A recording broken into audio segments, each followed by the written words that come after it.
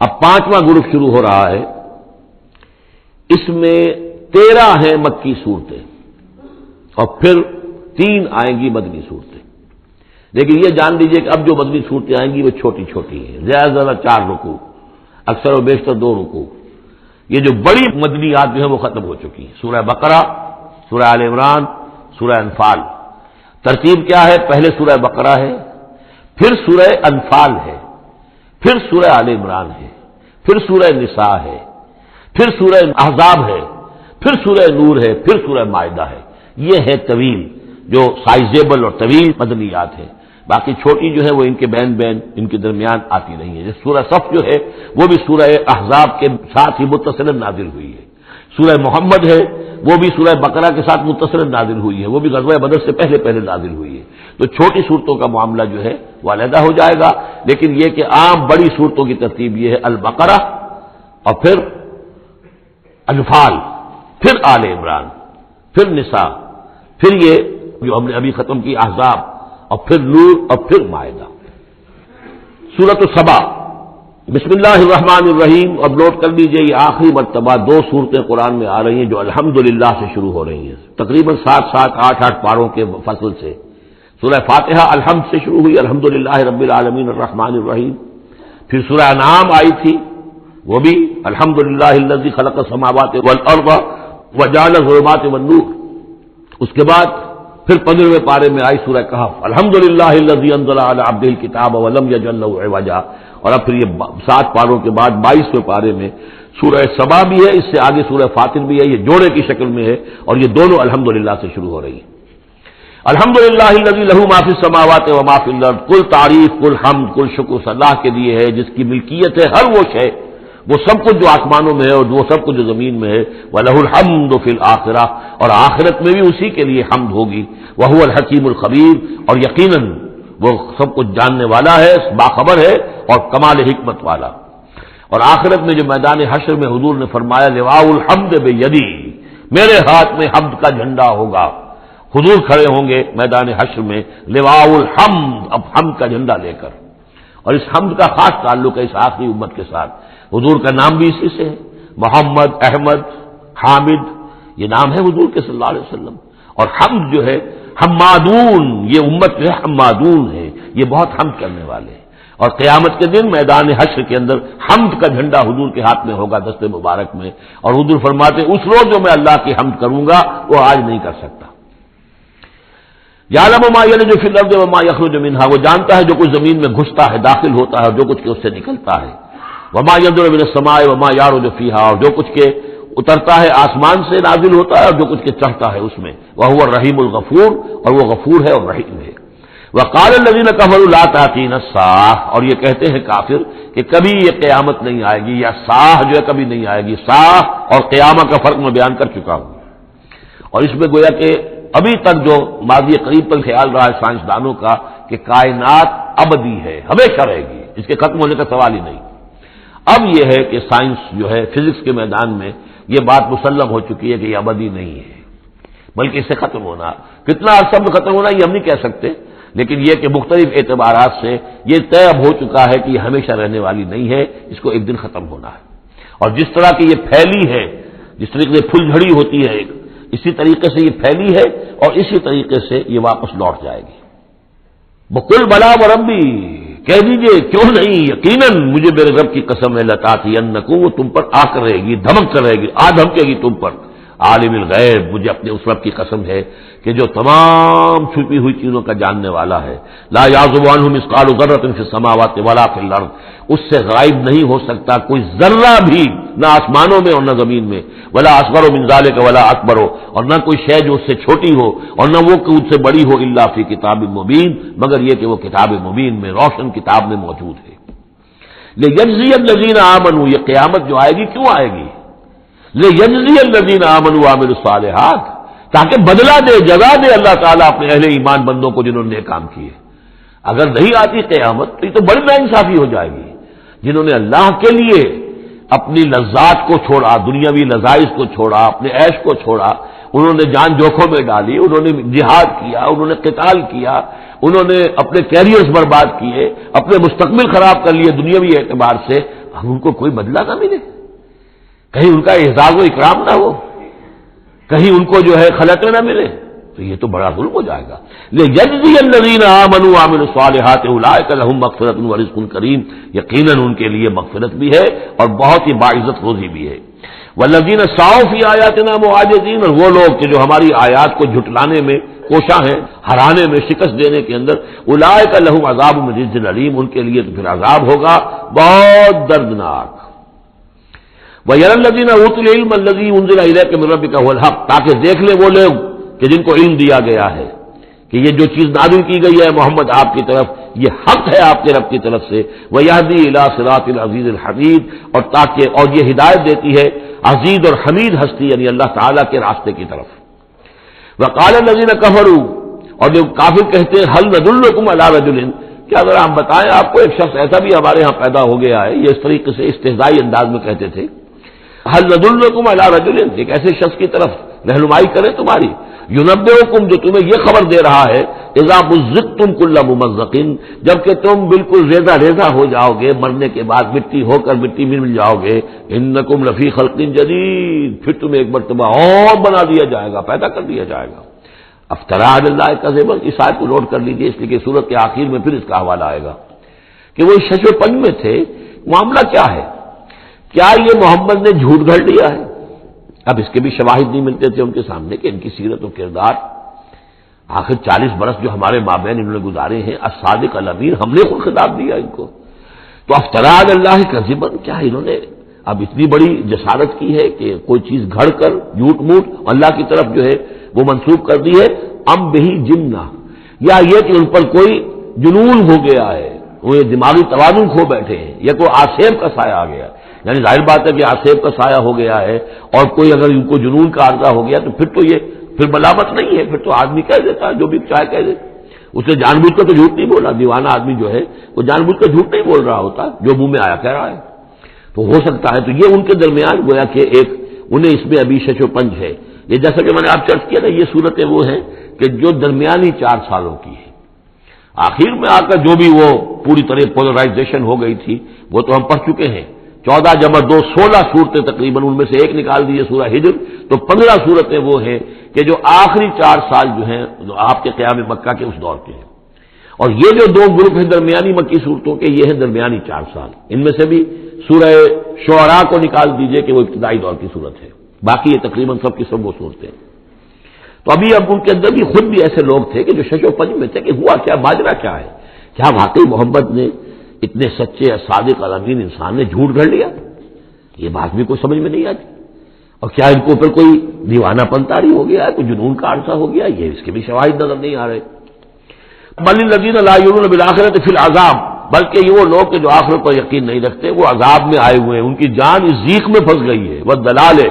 اور وہ اس میں یعنی گمراہی کے اندر پڑ گئے ہیں بڑی دور کی، اور ان کی سمجھ میں جو بات آ نہیں رہی ہے، اگر آخرت کا انہیں یقین ہوتا تو یہ بات ان کو سمجھ میں آ جاتی۔ افلم یروا الی ما بین ایدیہم وما خلفہم، تو کیا انہوں نے دیکھا نہیں جو کچھ ان کے سامنے ہے اور جو کچھ ان کے پیچھے ہے، من السماء والارض، آسمانوں اور زمین میں سے۔ سامنے کیا ہے؟ آپ کائنات کو دیکھتے ہیں، یہ سب آپ کے سامنے ہے، پیچھے کیا ہے؟ تاریخی شواہد جو ہیں وہ آپ کے پیچھے، تو یہ جو ایام اللہ کے ذریعے سے تذکیر ہوتی ہے یہ ہے پیچھے، اور جو آلاء اللہ سے جو تذکیر ہوتی ہے یہ ہے سامنے کی شے۔ تو انہوں نے کیا دیکھا نہیں؟ ان نشاء نخسف بہم الارض، اگر ہم چاہیں تو ان کو زمین میں دھسا دیں، اور نسقط علیہم کسفا من السماء، اور اگر ہم چاہیں تو ان پر آسمان کا کوئی ٹکڑا گرا دیں۔ ان فی ذلک لآیۃ لکل عبد منیب، یقیناً اس میں نشانی ہے ہر اس شخص کے لیے، ہر اس بندے کے لیے جو اللہ کی طرف رجوع کرے۔ وَلَقَدْ آتَيْنَا دَاوُودَ مِنَّا فَضْلًا، اور ہم نے داؤد کو، حضرت داؤد حضرت سلیمان دونوں کا ذکر آیا تھا اس سے پہلے سورہ نمل میں، لیکن وہاں حضرت داؤد کا ذکر بہت ہی مختصر پہلی آیت میں تھا، باقی سارا معاملہ پھر حضرت سلیمان کا تھا، لیکن یہاں اب ذرا حضرت داؤد علیہ السلام کی شخصیت کو زیادہ اور ان کا ایک واقعہ بیان کیا جا رہا ہے۔ وَلَقَدْ آتَيْنَا دَاوُودَ مِنَّا فَضْلًا، اور ہم نے داؤد کو اپنی طرف سے اپنے خاص خزانہ فضل سے ایک بڑا فضل عطا کیا تھا۔ یا جبال اوبی ماہ والطیر، اور ہم نے حکم دے دیا تھا پہاڑوں کو بھی اور پرندوں کو بھی کہ ان کے ساتھ آواز میں آواز ملا کر حمد کے ترانوں میں ان کے ساتھ شامل ہو جائیں۔ یہ تعویب کہتے ہیں ترجیح، لوٹانا، جیسے کہ کسی وقت کوئی گانا ہو رہا ہے تو گانے میں کوئی ایک بول ہوتا ہے جو بار بار آتا ہے، اور یہ کہ اس کو پھر بہت سے لوگ مل کر گاتے ہیں، کوئی ایک گانے والا ہے یا گانے والی ہے، عام گانا مین تو اس کا ہے، لیکن کوئی درمیان میں ایسی چیز آتی ہے کہ جس کو وہ سب کے سب مل کر آواز میں پھر اس کو دہراتے ہیں، یہ ہے تعویب۔ تو اللہ تعالیٰ نے حکم دے دیا تھا یا جبال ہو، اے پہاڑ، اور اوبی معاہو، اس کے ساتھ تم اپنی آواز ملاؤ اور اس کے ساتھ اس ترانہ حمد میں شریک ہو جاؤ، والطیر، اور اے پرندو تم بھی، وَعَلَنَّا لَهُ الْحَدِيدَ، اور ہم نے اس کے لیے نرم کر دیا لوہے کو، ان اعمل سابغات، کہ اے داؤد ہم نے تمہیں یہ کام سکھا دیا ہے، لوہا تمہارے لیے آسان کر دیا، نرم کر دیا ہے، اب اس سے بناؤ زرہیں کشادہ، وقدر فی السرد، اور جو زرہ بنانے میں اب جوڑ بنانے پڑتے ہیں تو اس کے لیے یہ ہے کہ اس میں جوڑ کڑیاں ملاؤ بڑی حساب کے ساتھ، وقدر فی السرد وَعَمَلُوا صَالِحًا، اور نیک عمل کیا کرو، انی بما تعملون بصیر، یقیناً ہم جو کچھ تم کر رہے ہو اسے دیکھ رہے ہیں، وَلِسُلَيْمَانَ الرِّيحُ غُدُوُّهَا شَهْرٌ وَرَوَاحُهَا شَهْرٌ، اور ہم نے وَلِسُلَيْمَانَ الرِّيحَ، اور ہم نے حکم دے دیا تھا ہوا کو اور مسخر کر دیا تھا سلیمان کے لیے کہ صبح کو وہ چلتی تھی تو 1 مہینے کی مسافت تک حضرت سلیمان کو لے جاتی تھی، یعنی عام حالات میں جو ان کا اس زمانے کے جو بھی ٹرانسپورٹ کے اور جو بھی مینز آف کمیونیکیشن تھے تو 1 مہینے میں جو مسافت طے ہو سکتی تھی وہ تیز ہوا جو حضرت سلیمان کے حکم سے چلتی تھی تو صرف ایک صبح میں وہ اتنی دور تک سفر کرا دیتی تھی، وَرَوَاحُهَا شَهْرٌ، اور اسی طریقے سے شام کی منزل بھی 1 مہینے کی مسافت، وَأَصَلْنَا لَهُ عَيْنَ الْقِطْرِ، اور ہم نے اس کے لیے جاری کر دیا تھا ایک چشمہ پگھلے ہوئے تانبے کا، وَمِنَ الْجِنِّ، اور جنات میں سے ہم نے ان کے تابع کر دیے تھے، مسخر کر دیے تھے، مَن يَعْمَلُ بَيْنَ يَدَيْهِ، جو ان کے سامنے مشقت کرتے تھے، مزدوری کرتے تھے، ان سے کام لیتے تھے حضرت سلیمان بِإِذْنِ رَبِّهِ، اپنے رب کے اذن سے، وَمَن يَزِغْ مِنْهُمْ عَنْ أَمْرِنَا، اور جو کوئی بھی ان میں سے ہمارے حکم سے کوئی سرتابی کرتا تھا، ٹیڑھا ہوتا تھا، نُذِقْهُ مِنْ عَذَابِ السَّعِيرِ، ہم اس کو عذاب دکھاتے تھے، بہت جلا دینے والا عذاب، یعملون لہ، اور یہ شیاطین یہ جن جو کیا کرتے تھے ان کے لیے، یعملون لہ ما یشاء، ہر عمل کرتے تھے اور وہ چیزیں بناتے تھے جو وہ چاہتے تھے، من محاریب، بڑی بڑی عمارتیں بناتے تھے، بتماثیل، بڑے بڑے مجسمے بناتے تھے۔ اب یہ تماثیل کا بنانا جو ہے شریعت محمدی میں حرام ہو چکا ہے، لیکن یہ کہ معلوم ہوتا ہے کہ اس وقت تک اس کے اندر حرمت نہیں تھی۔ بجفان، جفان کا جواب، اتنے بڑے بڑے کڑھائے ہوتے تھے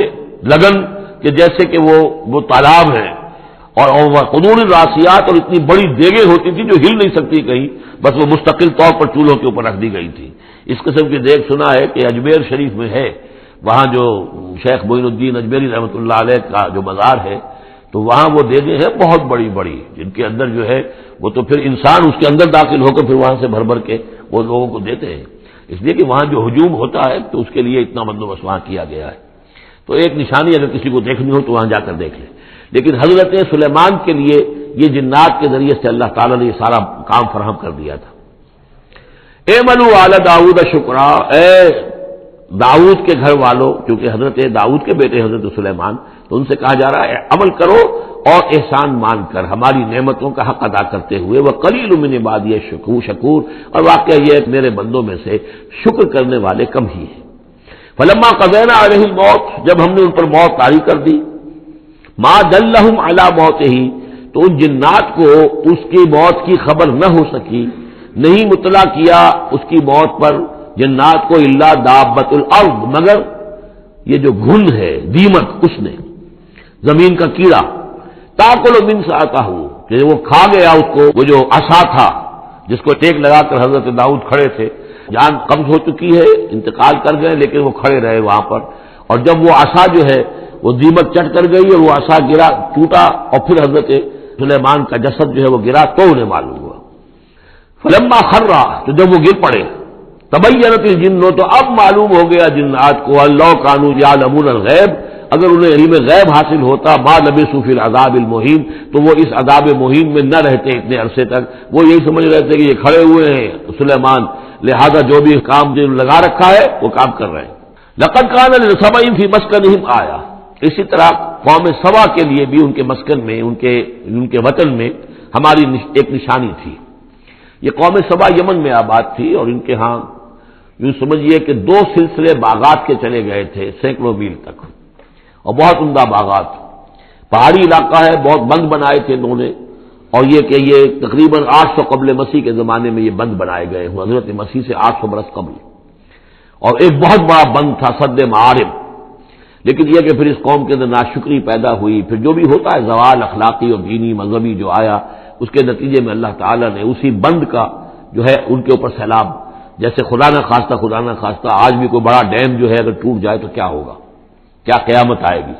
کس تیزی کے ساتھ پانی آئے گا اور کتنی اونچی پانی کی دیوار جو ہے وہ آئے گی، اس طرح کا عذاب آیا اور بہت ہلاک کر دیے گئے۔ اور یہ کہ پھر اس کے بعد جو ہے وہ باغات نہ رہے، بلکہ وہاں پر بس صرف جیسے جنگلوں میں ہوتا ہے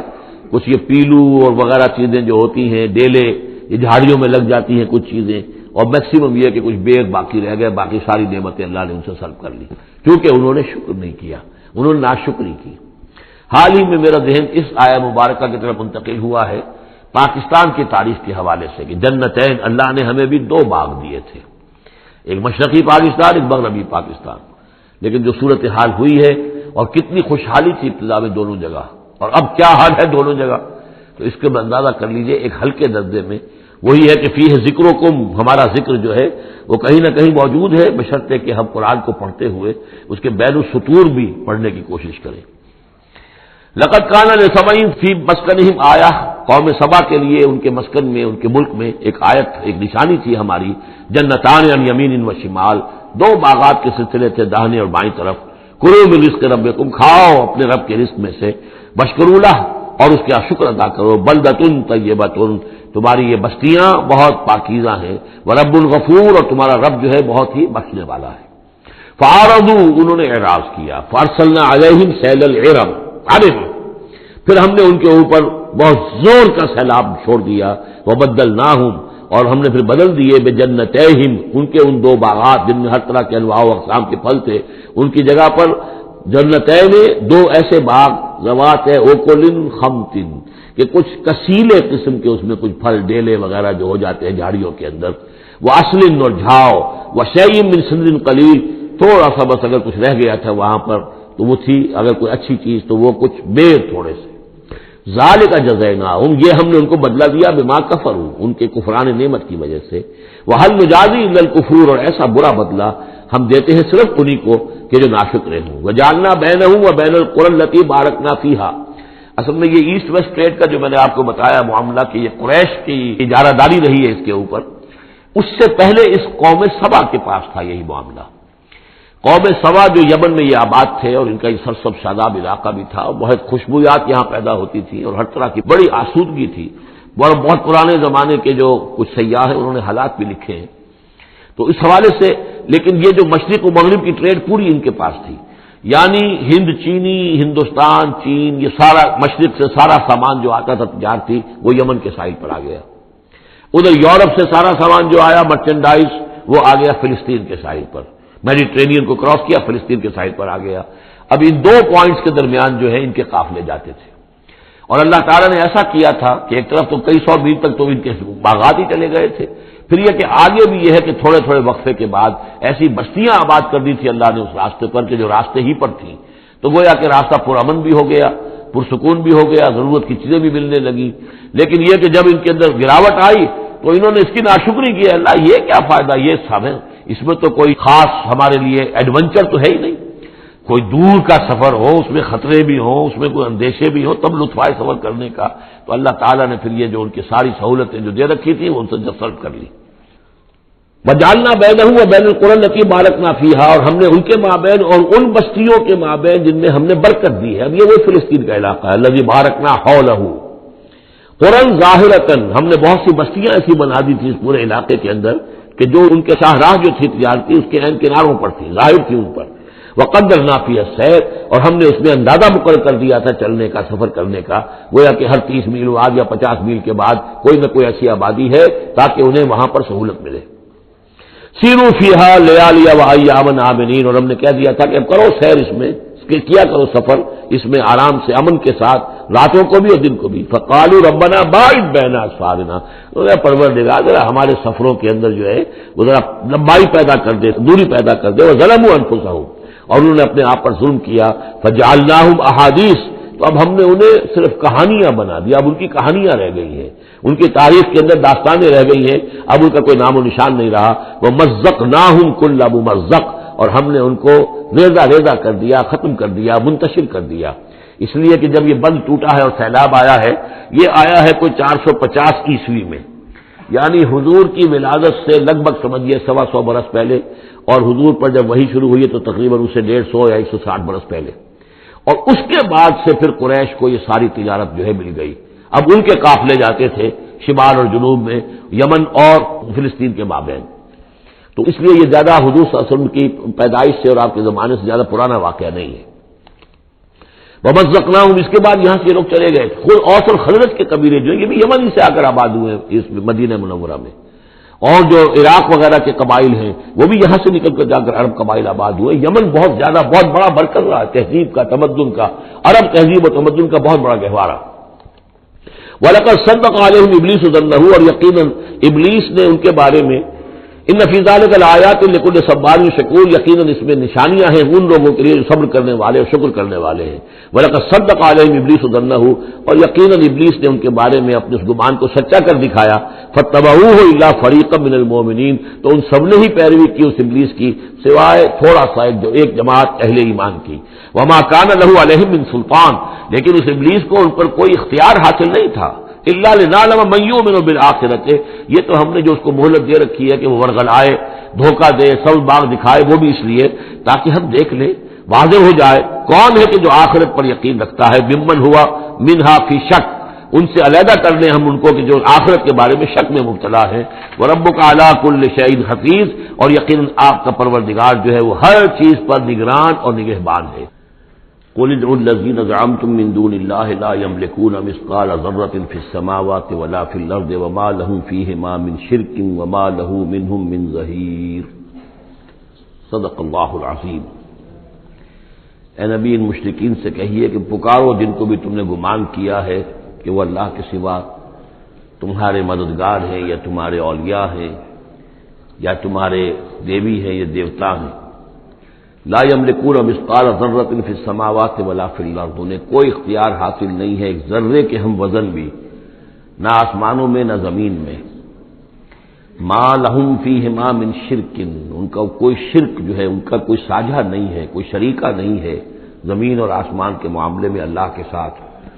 وما لہ منہم من ظہیر، اور نہیں ہے ان میں سے کوئی بھی اللہ کا مددگار۔ یہ ایک دوسری شکل ہے کہ اللہ تعالیٰ کے بارے میں ایک گمان تو یہ تھا کہ اس کے کچھ پیارے اور لاڈلے ایسے ہیں کہ جن کی بات وہ نہیں ٹال سکتا، چاہے وہ بیٹیاں ہیں، انہوں نے فرشتوں کو اللہ کی بیٹیاں قرار دیا، یا یہ کہ اور اولیاء اللہ ہیں یا اور ہیں بزرگ ہستیاں ہیں، تو ان کی سفارش سے ہم بچ جائیں گے۔ اور دوسرا ایک تصور یہ بھی رہا ہے اس مشرکانہ پورے اوہام کے سلسلے میں کہ ایک اللہ تو ہے بہت بڑا اللہ، وہ تو سب سے قابو یافتہ ہے، سب سے اوپر ہے، اس کائنات کا خالق مالک تو وہی ہے،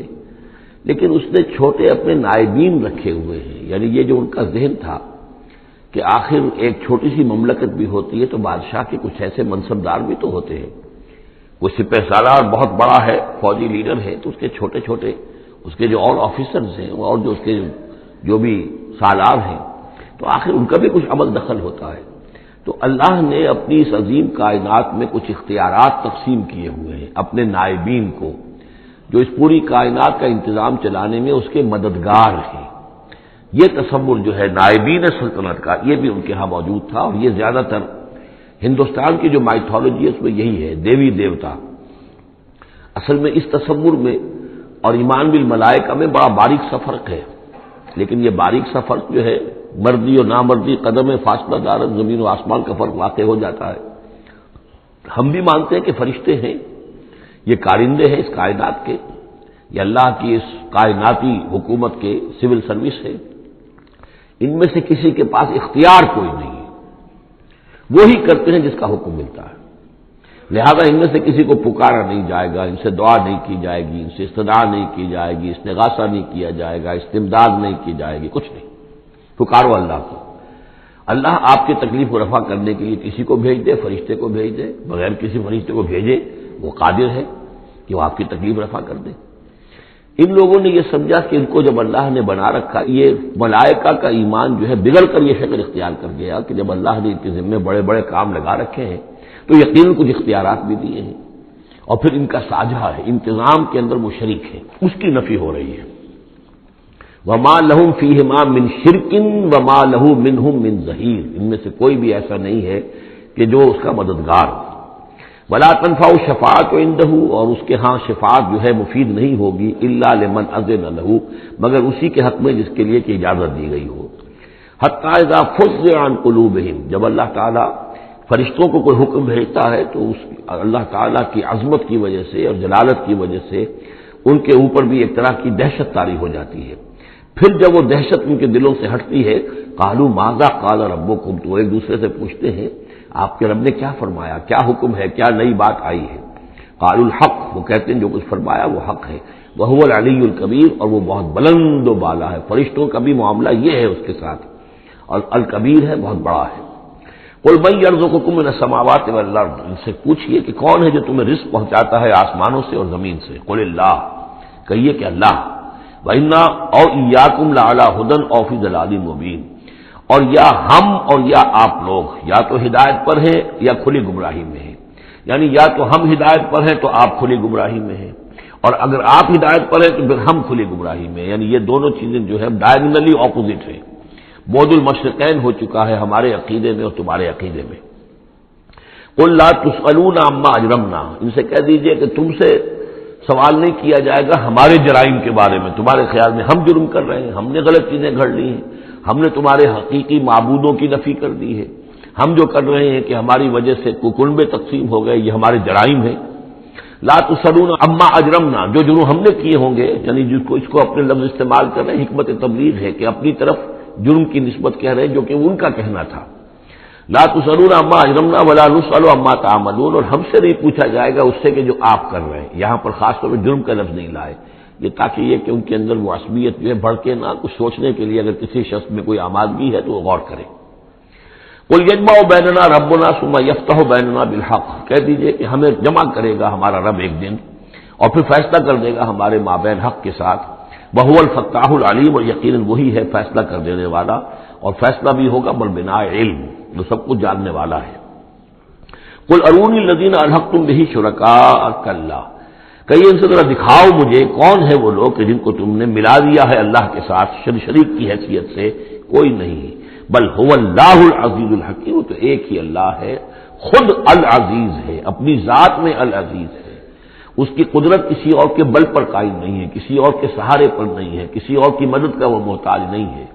بلکہ وہ تو العزیز ہے اپنی ذات میں خود، اور الحکیم ہے کمال حکمت والا۔ وما ارسلناک الا کافۃ للناس بشیرا ونذیرا، اور اے نبی ہم نے نہیں بھیجا ہے آپ کو مگر تمام نوع انسانی کے لیے بشیر اور نذیر بنا کر۔ یہ نوٹ کر لیجئے کہ واحد رسول اللہ کے محمد ہے صلی اللہ علیہ وسلم، جو تمام نوع انسانی کے لیے بھیجے گئے، اور یہ بھی ساتھ ہی آپ کے ذہن میں رہنا چاہیے کہ اس وقت بھیجے گئے ہیں کہ جب انسانی تمدن نے اتنی ترقی کر لی تھی اور ذرائع رسول رسائل ایسے اب ہو رہے تھے کہ تمام دنیا کو ایک دعوت پر جمع کیا جا سکے اور تمام دنیا تک ایک دعوت پہنچائی جا سکے۔ ظاہر بات ہے اس سے پہلے فزیکلی پاسبل نہیں تھا، لہذا جو بھی نبی اور رسول آپ سے پہلے آئے وہ اپنی اپنی قوموں کی طرف، اپنے اپنے علاقے کی طرف، وَإِلَىٰ ثَمُودَ أَخَاهُمْ صَالِحًا وَإِلَىٰ مَدْيَنَ أَخَاهُمْ شُعَيْبًا وَإِلَىٰ عَادٍ أَخَاهُمْ هُودًا، اس طریقے سے اپنی اپنی قوموں کی طرف آئے۔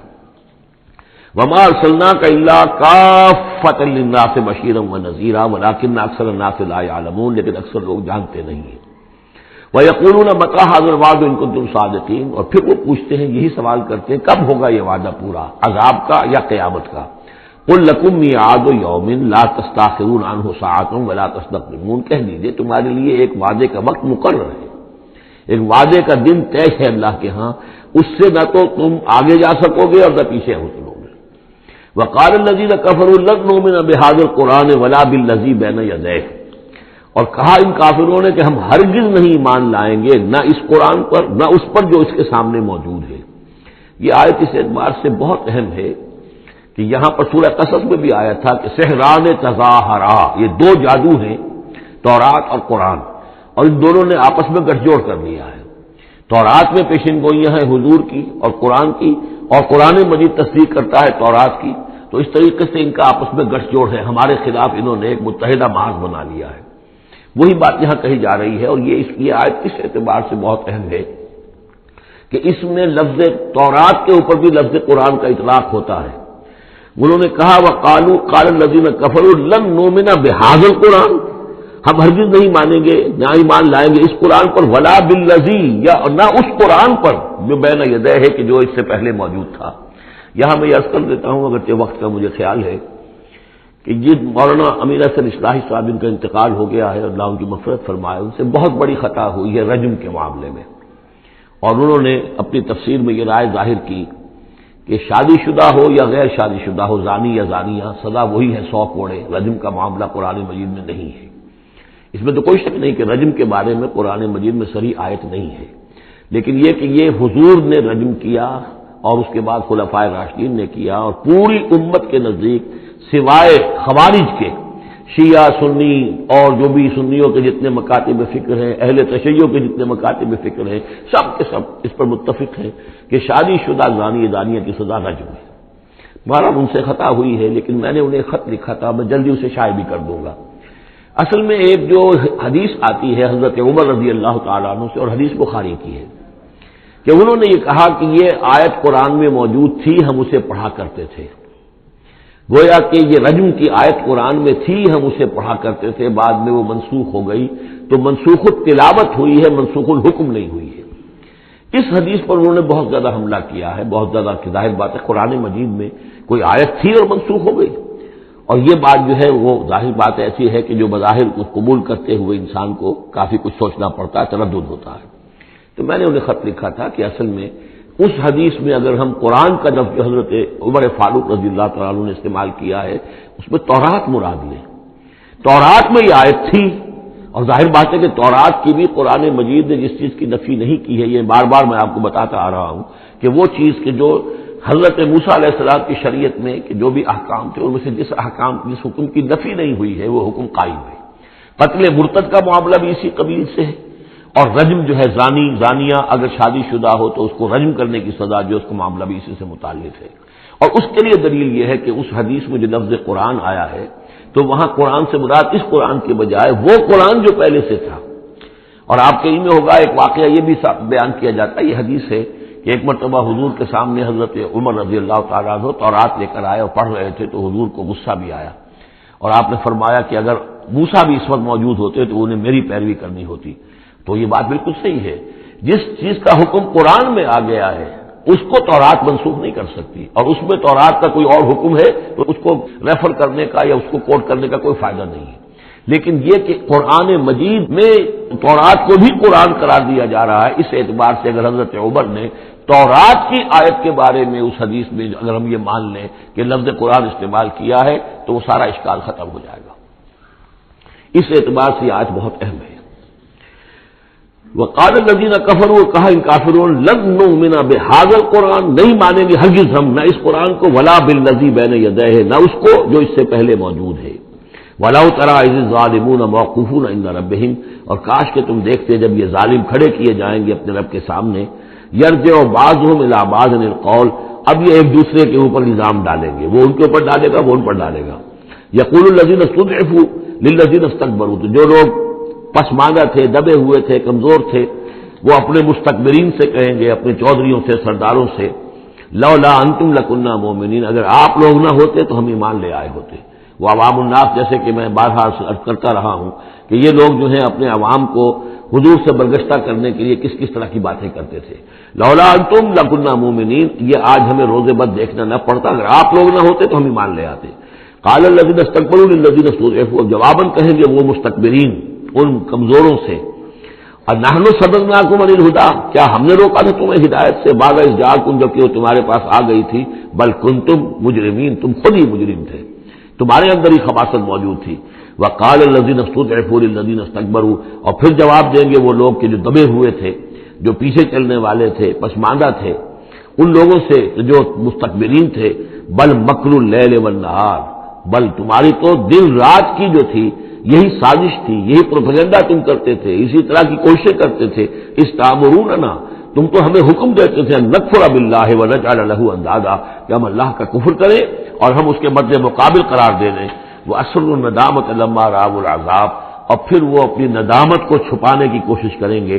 جبکہ وہ عذاب کو دیکھ لیں گے. وجعلنا الاغلال فی اعناقہم، اور ہم نے ان کی گردنوں کے اندر طوق ڈال دیے ہیں الذین کفروا، ان منکروں کے. هل یجزون الا ما كانوا یعملون، اور انہیں بدلہ ملے گا اور بدلے میں وہی پائیں گے جو عمل کے انہوں نے کیے تھے.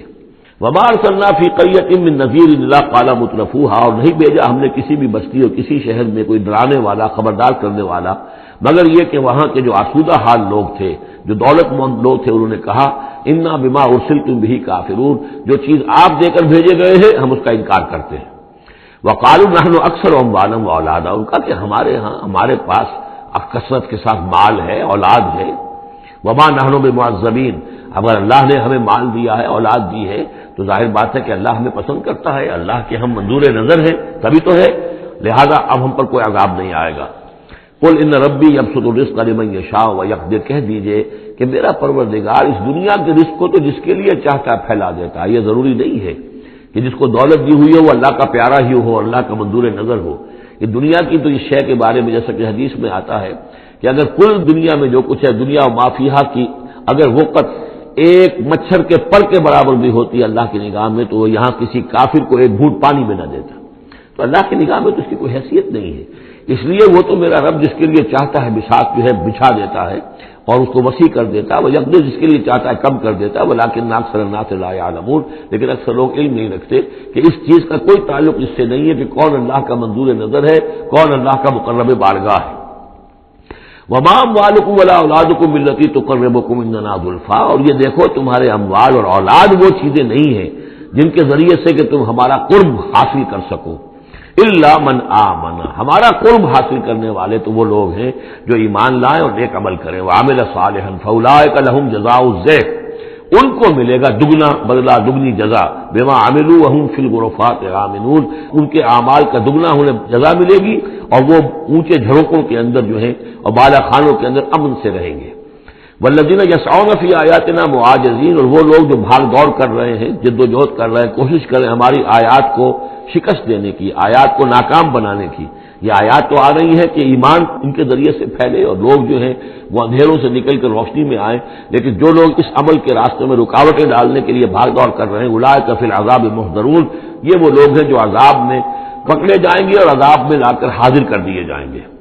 قل ان ربی یبسط الرزق لمن یشاء من عبادہ، پھر کہیے یہی بات کہ میرا رب جو ہے اپنے بندوں میں سے جس کے لیے چاہتا ہے رزق کشادہ کر دیتا ہے، ویقدر له، اور جس کے لیے چاہتا ہے تنگ کر دیتا ہے یا ناپ تول کر دینے لگتا ہے. وما انفقتم من شیء فهو یخلفه، اور جو بھی کچھ تم خرچ کرتے ہو اللہ کی خوشنودی کے لیے، اللہ کی رضا کے لیے، وہ تمہیں لوٹا دیتا ہے.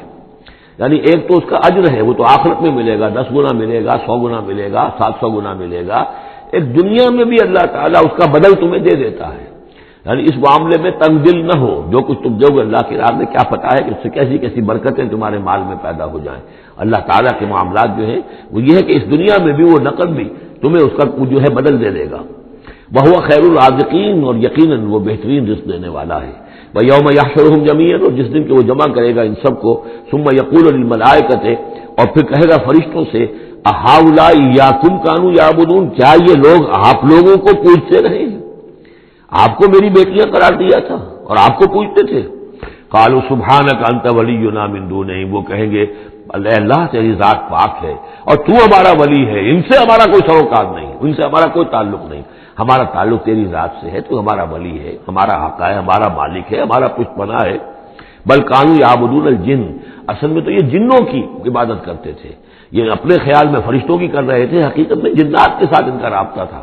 اور انہیں وہ مغالطہ تھا کہ وہ فرشتوں کے نام انہوں نے لے لیے. بل کانوا یعبدون الجن اکثرهم بهم مؤمنون، ان کی اکثریت جو ہے وہ جنات پر ایمان رکھتی تھی. فَالْيَوْمَ لَا يَمْلِكُ بَعْضُكُمْ لِبَعْضٍ نَفْعًا وَلَا ضَرًّا، تو آج کے دن تم میں سے کوئی کسی دوسرے کے لیے نہ کسی نفع کا اختیار رکھتا ہے اور نہ کسی ضرر کا. وَنَقُولُ لِلَّذِينَ ظَلَمُوا ذُوقُوا الْعَذَابَ النَّارِ الَّتِي كُنتُم بِهَا تُكَذِّبُونَ، اور ہم کہیں گے ان ظالموں سے، کافروں اور مشرکوں سے، اب چکھو آگ کے عذاب کا مزہ جس کو کہ تم جھٹلایا کرتے تھے. وَإِذَا تُتْلَىٰ عَلَيْهِمْ آيَاتُنَا بَيِّنَاتٍ، جب انہیں پڑھ کر سنائی جاتی ہیں ہماری روشن آیات، قَالُوا مَا هَٰذَا إِلَّا رَجُلٌ يُرِيدُ أَن يَصُدَّكُمْ، وہ کہتے ہیں کہ یہ کوئی ایک انسان ہے، ایک مرد ہے، ایک شخص ہے، وہ چاہتا ہے یصدکم عما کان یعبد آباؤکم، وہ روکنا چاہتا ہے تمہیں ان سے کہ جن کو تمہارے آباء و اجداد پوجتے رہے ہیں۔ وقالوا ما ھذا الا افک مفترا، اور وہ کہتے ہیں کہ نہیں ہے مگر جھوٹ ہے، انہوں نے گھڑ لیا ہے، ایسے ہی بات جو ہے گھڑ لی ہے کہ مجھ پر وحی آ رہی ہے۔ وقال الذين كفروا للحق لما جاءوا من هذا الا سحر مبين، اور جو حق ان کے پاس آیا اس کو ان کافروں نے قرار دیا کہ یہ تو کچھ نہیں ہے سوائے جادو کے، کھلا جادو ہے۔ وما آتیناہم من کتب یدرسونھا، ہم نے انہیں کوئی کتابیں نہیں دی ہوئی کہ جس میں انہوں نے پڑھا ہو، یعنی ان کے پاس کوئی کتاب ہوتی جس میں لکھا ہوتا کہ یہ لات عزا منات یہ دیویاں ہیں، یہ دیوتا ہیں، ان کو ہم نے یہ اختیارات دیے ہیں، ذرا پیش کرو نا، اگر کوئی کتاب ہے، کوئی صحیفہ ہے، کہیں ہے۔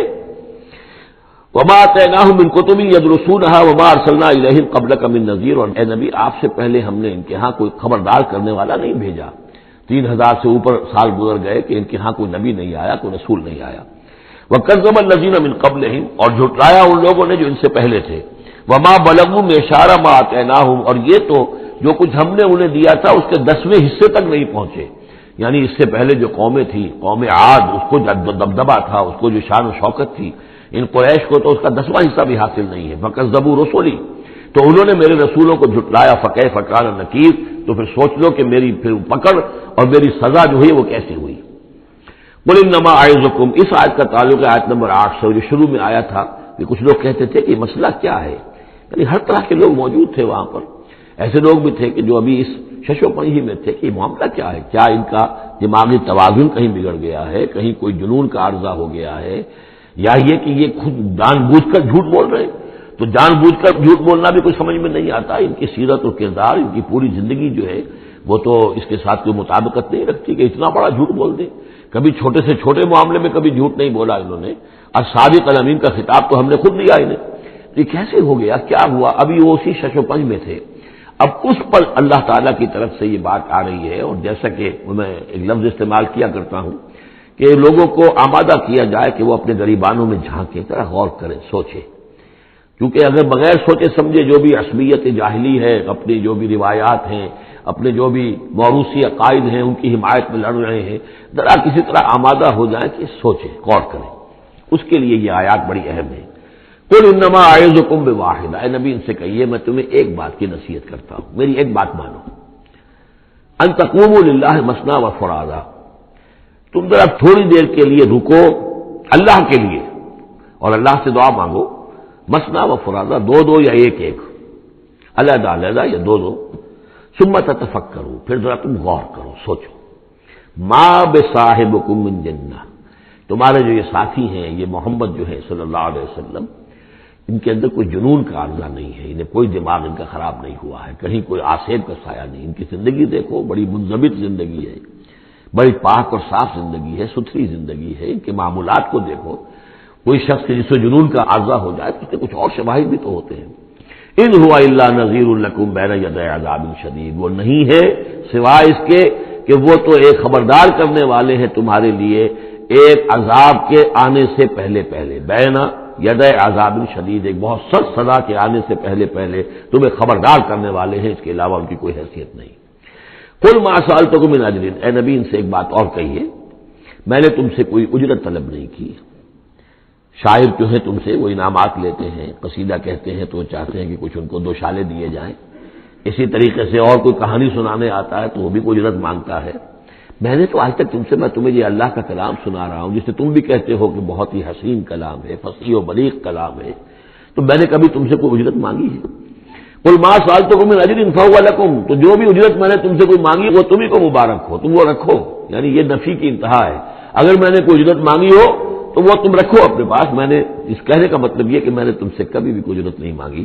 ان اجریہ الا علی اللہ، میری اجرت، میرا اجر تو اللہ کے ذمے ہے، وہو علی کل شیء شہید، اور ہر چیز پر گواہ ہے، نگران ہے۔ قل ان ربی یقذف بالحق، یہ وہی مضمون ہے جو اس سے پہلے آ چکا ہے، بل نقذف بالحق علی الباطل، کہہ دیجئے کہ میرا رب باطل کا کوڑا دے مارتا ہے، علی الباطل، علی الباطل کو یہاں پر محذوف سمجھیے، ان ربی یقذف بالحق علی الباطل، کیونکہ وہاں سورہ انبیاء میں یہ لفظ آ چکا ہے، علام الغیوب، اور وہ تمام غیبوں کا جاننے والا ہے۔ قل جاء الحق، اور کہہ دیجئے کہ حق آیا، آ گیا ہے، یعنی یہ کہ چند سالوں کی بات ہے، اللہ کے دین کا غلبہ ہوگا اس پورے جزیرہ نما عرب میں۔ وما یبدی الباطل، اور جھوٹ جو ہے، باطل جو معبود ہے وہ تو نہ کسی چیز کو پہلے پیدا کرتے ہیں، وما یعید، اور نہ ہی اعادہ کر سکتے ہیں۔ قل ان ضللت، ان سے کہیے کہ اگر میں بہک گیا ہوں بالفرض، فانما اضل علی نفسی، تو ظاہر بات ہے کہ پھر میرے اوپر ہی اس کا وبال آئے گا، اس کی تکلیف جو آئے گی مجھ پر آئے گی۔ وان اهتدیت، اور اگر میں ہدایت پر ہوں، فبما یوحی الی ربی، تو یہ ہدایت جو ہے یہ مجھے ملی ہے اس وحی کے طفیل جو میرا رب مجھ پر کر رہا ہے۔ یہ بہت ہی متواضعانہ انداز ہے، یعنی یہ کہ اگر میں بہک گیا ہوں تو ساری اس کی شرارت میرے نفس کی ہوگی اور اس کا وبال بھی مجھ پر آئے گا، اور اگر کوئی ہدایت ہے تو میں یہ نہیں کہتا کہ یہ میں نے حاصل کی ہے اور میں نے سمجھی ہے اور میں نے اس تک رسائی حاصل کی، نہیں، یہ مجھے میرے رب نے دی ہے۔ وَإِنِ اهْتَدَيْتُ فَبِمَا يُوحِي إِلَيَّ رَبِّي، تو جو میرا رب میری طرف وحی کرتا ہے اس کی بنا پر مجھے ہدایت ملی ہے۔ إِنَّهُ سَمِيعٌ قریب، یقیناً وہ سننے والا ہے اور قریب ہے۔ وَلَوْ تَرَىٰ إِذْ فُزِعُوا فَلَا فَوْتَ، اب وہی جو فضا